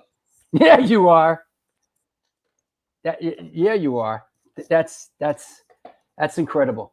And so it's great that you segued into that. And it wasn't, it wasn't a tragic rock and roll story, right? No. And then, which is really interesting, in Long Beach, there was an abandoned 1950s diner called Chipper's Corner.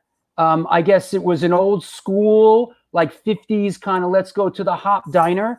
And you looked at that and you took a chance and you reopened it as the Pike Restaurant and Bar, and you've really had some success with it. Could you tell us about that a little bit? Yeah, this was a rundown diner in that we known about. It was an old man beer bar. It was just it was beer only, and there was pool tables in here, but it was just a place, one of those places where you'd only go once, you never go back. Right. Anyway, but the building was a cool building, and had a parking lot, and so and it was in a bad part at the time. It was in a real rough. This was a real rough era for Long Beach. What year would that be approximately? That was in 2002. Got it. But Long Beach was in a big slump. They had lost their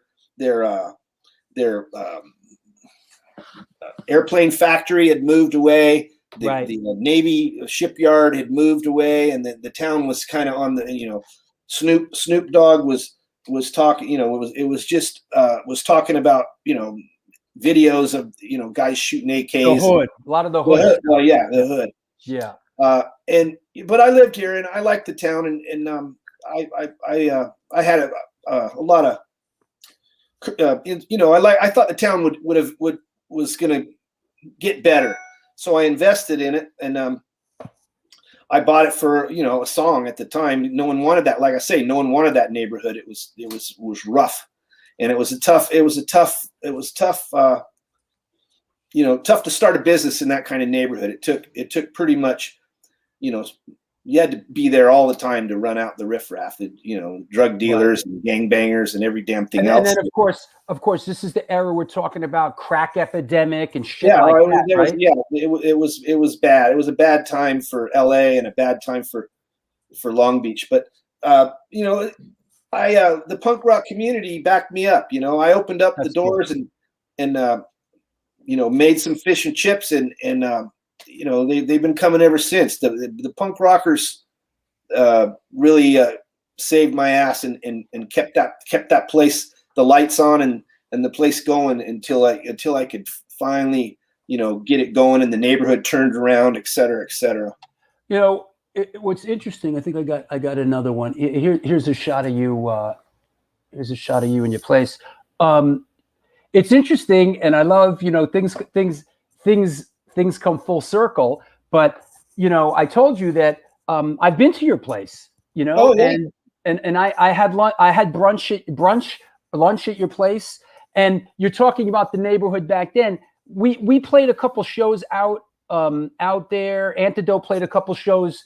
I mean, we're going back at least 7, 8 years. I think we played LA. We went up to San Francisco. We did a couple shows in the area, and somebody, brought us, for brunch over there, and said, and I remember, hey, this place is, owned by, guy that used to be in Social Distortion. Oh, cool. And very, very interesting how things come full circle. Here we are talking about it, but I remember the place. The food was great. And it was a really, really nice environment, nice vibe. Yeah. Thank you. I appreciate that. We try hard to keep the vibe right. It's not easy. Do you do music in there? Yeah, we got a stage. We got live music in there. We got bands, and we're gonna get back to starting to book them. Are you playing music these days? I am. I after this shutdown, I said, well, I'm gonna be the one to fire it back up, and so good. I found a couple of there's a cool band I play with, JP McDermott. He's kind of he's a guy about my age. Plays kind of rockabilly style, real good singer, real good guitar player. So I go, well, yeah. So he wanted to come back and play another gig. I go, yeah, you can play, but I'll be your drummer. Tell your drummer to take the night off with pay. And then I wanted to get back into it. So I started playing with him. Really enjoyed it. another guy, Mike Malone. We play kind of jazz and blues style, biker blues, I call it. So I'm playing with a couple other characters here in town, all pro players, but it's nice to be back in the saddle.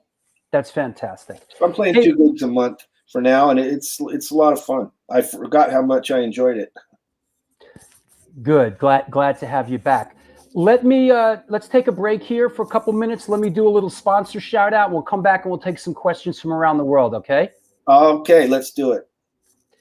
All right. What's happening, everybody? This is the New York Hardcore Chronicles Live. Our guest today is Reece from the Lewd and Social Distortion and the Pike Bar, the Pike Restaurant. And we're going to take some questions from around the world. So please start posting up some questions. We are sponsored by New York Hardcore Comics, The Organic Grill, the Texas Silver Rush, Chain Reaction Records and Skateboards, DTFM Vinyl Distro, Chacho's Tacos, Generation Records. How about Chacho's Tacos? Located in Corpus Christi, Texas, Chacho's Tacos opened their doors in 2001. Home of the almighty Chacho's Taco. They cook up an incredible home-style Tex-Mex food, and this month they're celebrating their 20th anniversary. They've been supporting underground music since the beginning, and in their own words, we ain't stopping anytime soon. Touring bands that play Corpus Christi swing by and get a home-cooked meal at Chacho's Tacos. We got you. We got you. The underground scene will never die. Please follow us on Facebook or on Instagram. Also, want to remind everybody, we are announcing this event. Oh, you know what? By the way, there is a there is a Patreon page. If you want to support this show, please support this show. Please, your support is needed to make this show happen. And your support is there, and I greatly appreciate it. This show is successful because of your support, and we're able to do this because of your support. Honestly, that's why we're able to we're a DIY kind of show, and you enable it to happen. There's the Patreon page. There's a PayPal thing there. Please, if you haven't, don't be shy, contribute. And also, I want to say also, if you're out there, please reach out to me anytime. I love hearing from you. Who would you like to see on the show? What's going on? Maybe you're lonely in the middle of the night. Drew Stode is here. Fear not. Fear not. My kid's grown up and I'm long divorced. Living by myself in a studio apartment. Just kidding and being silly. But reach out to me anytime. I mean that. And I appreciate you supporting the show. There is an Instagram. Please, if you haven't already, there's an Instagram, Stone Films NYC. Follow us, what's going on. There is a subscription link. If you're watching this in rerun right there, tickle, tickle, tickle. Please subscribe to the Stone Films NYC YouTube channel. You'll get alerts about new shows and stuff like that. And there is a merch line down there. There's the New York Hardcore Chronicles Live stuff. There's the Do Good Things and Good Things Will Come to You, A7 Comp. Also, I want to mention that we are doing a hardcore brunch with our guest of honor, Craig Sitari from Sick of It All and many other bands. Come be a part of this. It's limited. It's limited seating, but you are welcome. Join Patreon. You can see that, but we're going to open this up to everybody. There's about 10 seats left. So if you're interested in the New York Hardcore Chronicles Live Hardcore Brunch with guest of honor Craig Sitari, go on the Organic Grill website, www.theorganicgrill.com, buy a ticket, and come be a part of this. I think there's about 10 tickets left for that. So Vlad is going to feed us. It's going to be great. Also, another event that I want to mention. We already mentioned the A7 comp release party at A7 this weekend. A week from Saturday, there is the A7 Back to New York Core Roots, the limited marble vinyl release event at Generation. Let me get the Generation record. Boom. At Generation Records. Only 50 copies are going to be available. The rest have already sold. It's going to be a nice get together. Everybody's welcome. Come on down and be a part of it. It should be great. You know, I say fucking call me, but don't do it during the friggin' show. Now my phone's blowing up. That's what I get, right? Unbelievable. So there you go. What else? I think we're good. Please post up some questions for Chris Reece, Social Distortion, the Lewd, Antiques, any of that stuff. Let's take a couple of questions, and let's bring Chris back on. Hey, man. Hello. Let me clear the deck here.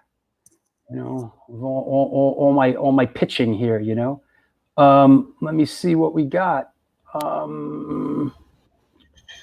You know, we're talking about this. This is sort of this is a question that I'm putting together. Hold on. Okay, here we go. Let's go with this. What was the songwriting process for those Social Distortion albums? Did Mike come in with the songs written, or did they come together through jamming, through you guys kind of working? Good question. Through jamming. No one ever gives you some sheet music and goes play this. They were all formed by, you know, at that time, at least. I don't know how they do it now.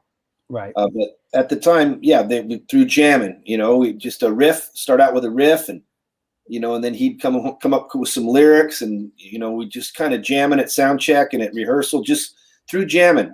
That good question. Yeah. What I wanted to ask you was, in those days, who were your peers when you first joined the band in that era?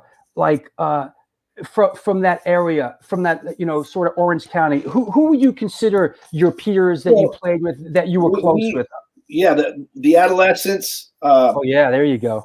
We looked up to the adolescents, and you know, they were putting out records about the same time, and they were from the same area. We shared rehearsal studios and roadies and you know, guitar techs and everything. But they were a real. There was some really good music coming out of that one little town in the very conservative Orange County. TSOL. Amazing amount of good music came out of that town, and no one can really figure out why, but you know, some good stuff was brewed up in that town. TSOL was a part of that, of course. TSOL, yeah, same era, yep. Same era. Yeah, but we rarely played shows together because we were all kind of headliners. We were all friends from the scene, but we were all kind of headliners, so we rarely played the same stage at the time. But we all knew each other, and we traveled in the same circles, and we helped each other out a lot. And like I say, there was a lot of networking that needed to be done back then because, of course, you know, there was no advertising, no internet, we didn't have cell phones, nothing, not even answering machines hardly. So it was all word of mouth, and we spread the word, and you talked to, you know, people talk. Saw someone from another town, and you talk music with them, find out who the good bands were, and, you know, try to listen to them, and it was all word of mouth. Yes, of course. Let me read these two off. This is Jan says, as always, a great show. Would love to hear early stories from the Lewd days. And this segues into Glory's Noise TV. Could Chris share some memories of Olga from the Lewd? Rest in peace. Sure. I could tell you a little bit about the Lewd. I can't think of a story off the top of my head, but a very interesting band. Olga was a interesting gal. She dressed like a dominatrix all the time and rode a black motorcycle, and you know, very early girl power. It was not really a thing at the time, but, you know, it was very, very looked up to in the community as a strong woman that, you know, played in punk clubs, you know. I'm assuming that's her in this picture. That's her. Yeah, that's her. Yes, of course. Okay. She was the bass player, and you know, I was the kid drummer, and, you know, they taught me a lot about rock. You know, they taught me a lot about, you know, how to rehearse a song and how to play gigs. You know, and they'd been doing it for years. Fantastic. From Lenny from Crazy Eddie, why is mid-century modern furniture so popular in California? Well, it's because sometimes people from California get over obsessed with the pedigree, right? It's like they don't just like a mutt dog. They got to have a pedigreed dog. And that furniture is kind of like it's got to have the right sticker and the right made by the proper maker. It's not just a chair. It's like it's about like some kind of bragging rights. So they do get a little bit anal about their mid-century modern furniture around here. I have to admit. They pay a lot of money for that look. There you go. Here's an interesting one. Not a question, Chris, but Revik from Jack Kill Jill has always spoken very highly of you. Sadly, we have parted ways, but I just wanted to share that with you. Yeah, that was a band. Revik was a band in a band from San Francisco called Jack Killed Jill. That I was helping them at the time.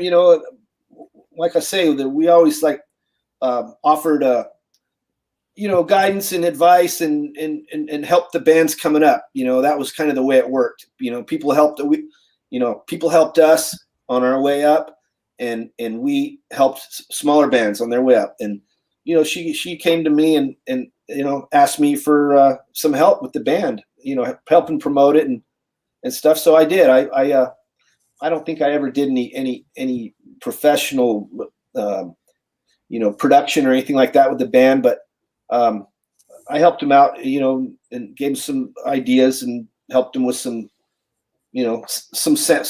songs and stuff, and just helped whatever you could. And basically moral support more than anything else. But yeah, she was a nice lady. Here's an interesting question, and we discussed this. Were you in the Lewd with our former guest Kurt Vanderhoof, who went on to play in Metal Church? No, I took his place. Kurt was the drummer at the time in the Lewd, and he left to go. I guess he moved back to Seattle. Yeah, that's when I joined the Lewd. But he was he played drums, right, in the Lewd. Yeah, he played drums in the Lewd. Got it. We're heading down the home stretch. A couple more minutes, so Steve, our buddy Steve, big fan, great show. Heading to Southern California later this year. What am I eating at the Pike? The fish tosser. Specialty. I would recommend the grilled mahi tacos. Wow, that sounds great. I guarantee it. Money back guarantee, Steve. You'll love it. I guarantee it. Yep. From Thomas Starkey, the Ramones had a big impact on Chris. What was it like for him opening shows for them?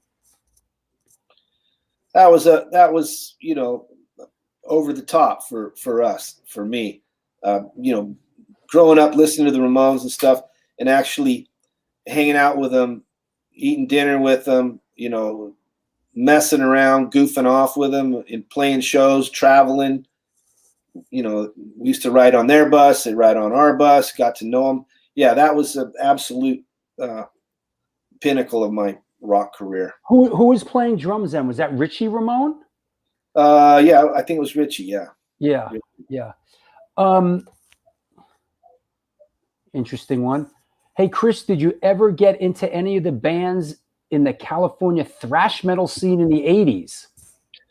Nah, that was a whole different scene. Didn't speak to you. Yeah, I didn't. I never. We were never a thrash band, and I never really understood it. So it was not my cup of tea. Gotcha. Here's one from our resident historian, Chucky Brown. Any memories recording the Rolling Stones cover Backstreet Girl on the 1988 album Prison Bound? Well, we were to put together a complete album, you got to have quite a bit of material. So a lot of times bands will use a good cover song to round out the roster. And we were fooling around with quite a few different ones, and we hadn't really come up with the one that we liked, a cover that we liked. and I can't remember which other ones we were attempting at the time, but we played that one and we liked it. We used to play it live quite often, and Mike sang it pretty good, I thought. Let me see. Here's just want to make sure. I always have a thing about. I want to make sure I get all those kind of great photos in. Here's another one of you guys looking goddamn sharp, man. You know, man, we were kind of like the white version of NWA. And that of course was rest in peace, Dennis playing rhythm guitar, correct? Yeah, that was Denny on the rhythm. Were you close with him? Oh yeah, we're good buddies. He kind of helped get me in the band. That's how, I was Dennis's friend, and we used to go down to Fullerton to hang out at his house. Me and Denny were buddies before I got in the band. So so I was a natural to be in because we were already pals. Very sad. He passed away very young, correct? Yeah, he did. Brain aneurysm, dropped dead in his driveway. Like Bruce Lee, right? Yeah, so just one of those. He went quick. And he was a big part of that band, man. He was a big part of that band. Oh yeah. He was the court jester. It takes a cast of characters to promote a band properly. Yeah, and listen, I love what Mike's doing now. I still pick up the records. I see them play live. But this sort of era of the band with Dennis and you and Mike, this sort of was, to compartmentalize it. This was that era. What they're doing now, of course. Different guys in and out, and they're all really great players. It's a different era. This was the raw sound of how the band wanted to sound and wanted to look. I think that was what said it about that era. It is what you saw is what you got of that band, and the sound that we created live was the sound that they're still asked to play now. It might be a little bit slower. It might be a little bit, more pure. It may be played a little bit more perfectly, but the true essence of what the band was at that time was, that's what came out on the records, hopefully. Here's an interesting one from Sound of One. Chris, did you ever visit the Vats or play there with the Lewd? If not, how about the old Tool and Die? I know about the beer vats. That was the old brewery there in San Francisco where the squatters took over. And yes, I did play, not in the Lewd, but I went and jammed down there with some guys, and you hiked up to like the 8th floor or something, and it was taken over by squatters, and they would live in the vats.